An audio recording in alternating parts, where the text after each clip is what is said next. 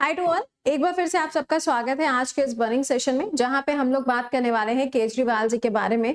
इनको 6 महीने बाद बेल मिली है, तो एक्चुअल में ये पूरा क्या मामला है, ईडी का क्या रोल है, सीबीआई का क्या रोल है, सुप्रीम कोर्ट का स्टेटमेंट यहाँ पे क्या आया है और क्यों बार बार ये टर्म आपको देखने को मिल रहा है, दैट इज केश पैरेट। तो इस पूरी चीज को यहाँ पे हम लोग समझेंगे, बट उससे पहले थोड़ी सी बात कर लेते हैं दिल्ली के बारे में। देखिए, जब हम दिल्ली की बात करते हैं तो आप सबको पता है ये क्या है, एक यूनियन टेरिटरी है, ठीक है।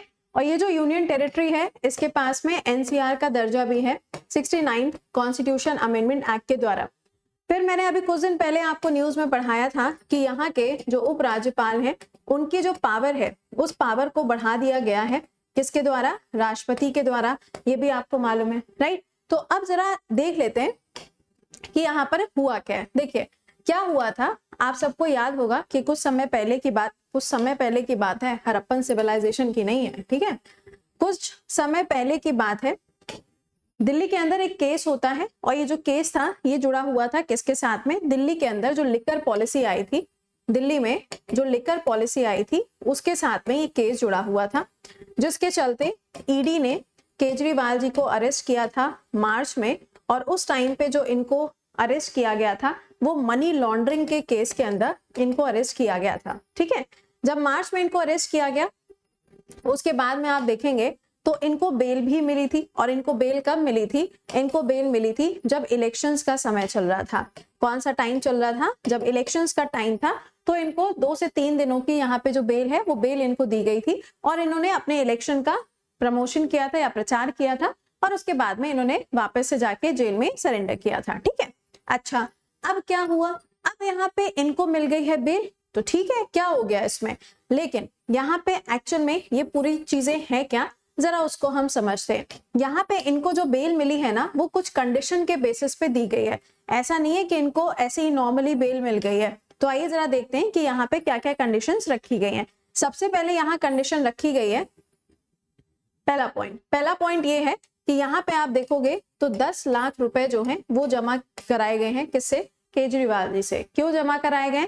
ताकि ये किसी और कंट्री में या किसी और जगह पे ना चले जाएं, ये इंडिया के अंदर ही रहे। दूसरा पॉइंट इनको बोला गया कि ये अपने ऑफिस में नहीं जाएंगे। अब भाई सीएम है, सीएम की पोस्ट से इन्होंने इस्तीफा तो दिया नहीं है, लेकिन फिर भी इनको बोला गया है कि अपने ऑफिस में नहीं जा सकते, सीएम ऑफिस में नहीं जा सकते। तीसरा पॉइंट बोला गया है कि ये किसी भी फाइल के ऊपर साइन नहीं कर सकते। कोई भी फाइल है, कोई भी यहाँ पे मुद्दा है, कुछ भी है, ये उसके ऊपर भी साइन नहीं कर सकते। अगला पॉइंट यहाँ पे बोला गया है कि यहाँ पर ये जो सारी चीजें चल रही हैं, इसमें एक पॉइंट इन्होंने और रखा हुआ है, वो ये है कि ये जो केस चल रहा है, इस केस के ऊपर किसी भी तरीके का जो कमेंट है वो इनके द्वारा नहीं किया जा सकता। इतनी सारी चीजों के साथ में इनको बेल मिल चुकी है। अब आप कहेंगे कि मैम गिरफ्तार ईडी ने किया था तो ईडी ने बेल दी होगी। नहीं, यही तो कहानी में ट्विस्ट है। ट्विस्ट क्या है? एक्चुअल में ईडी ने जब इनको अरेस्ट किया था तो इनको बेल ऑलरेडी मिल चुकी थी, राइट।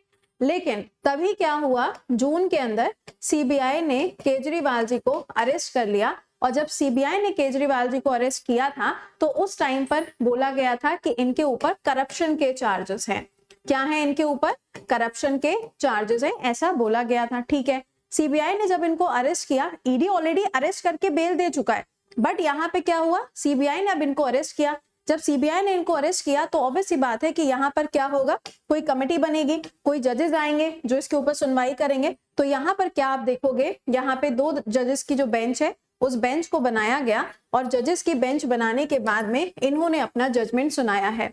ये जो जजमेंट सुनाया गया है, यहाँ पे आप नाम देख पा रहे होंगे, जस्टिस सूर्यकांत जी का नाम आपको यहाँ लिखा हुआ नजर आ रहा है। दूसरा नाम यहाँ पे जो है वो है जस्टिस उज्जवल भूयान। तो यहाँ पे जस्टिस सूर्यकांत जो है, ये जो बेंच बनी थी सीबीआई ने जब इनको अरेस्ट किया था, उसके बाद में यहाँ सुप्रीम कोर्ट के द्वारा इनको बेल प्रोवाइड की गई है। जी, सुप्रीम कोर्ट ने इनको बेल प्रोवाइड की है। क्यों बेल प्रोवाइड की है? तो यहाँ पर ये बोला जा रहा है कि देखो ये तो सारी कंडीशंस हैं जो हमने इनके लिए रखी हैं, जिसके बेसिस पे हम इनको बेल दे रहे हैं। बट हम इनको बेल इसलिए भी दे रहे हैं, पहली चीज, जब ईडी ऑलरेडी अरेस्ट कर चुकी थी तो सीबीआई को इनको अरेस्ट नहीं करना चाहिए था, पहला पॉइंट।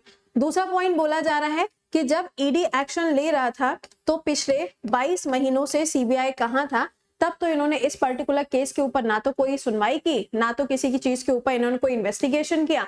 अब जब इनको बेल मिल गई तो तुरंत आके इनको अरेस्ट कर लिया गया।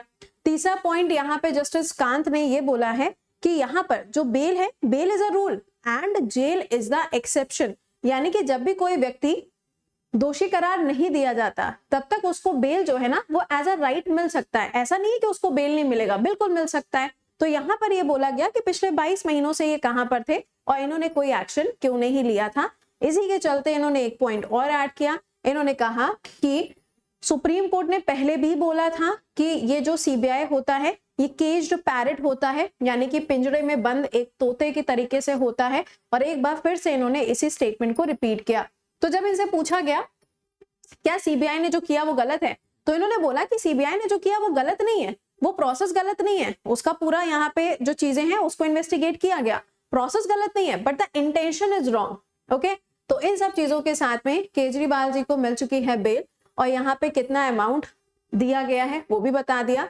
ईडी ने जब इनको अरेस्ट किया था वो तारीख थी 21 मार्च की और जब सीबीआई ने यहाँ पे इनको अरेस्ट किया है तो वो तारीख है 26 जून की। तो ये पूरा मामला है। अब इनको यहाँ पे बेल मिल चुकी है और बेल मिलने के बाद में अब देखते हैं कि किस तरीके से दिल्ली का जो कार्यभार है वो संभाल पाएंगे, क्योंकि अभी ऑफिस तो नहीं जा सकते, किसी फाइल के ऊपर साइन भी नहीं कर सकते, तो क्या कर सकते हैं और क्या नहीं ये तो आने वाला वक्त बताएगा। बट आप मुझे क्वेश्चन का आंसर बताइएगा कि अभी हाल ही में जो ये एक्स्ट्रा पावर दी गई है एलजी को, ये कौन सा आर्टिकल यूज करते हुए दी गई है, और दूसरा एनसीआर का जो स्टेटस दिया गया है वो कौन से वाले ईयर में दिया गया है। कमेंट में आंसर करके बताइएगा। तो चलिए मुलाकात करेंगे आपसे कल सुबह 7 बजे। Till then bye bye, take care to all.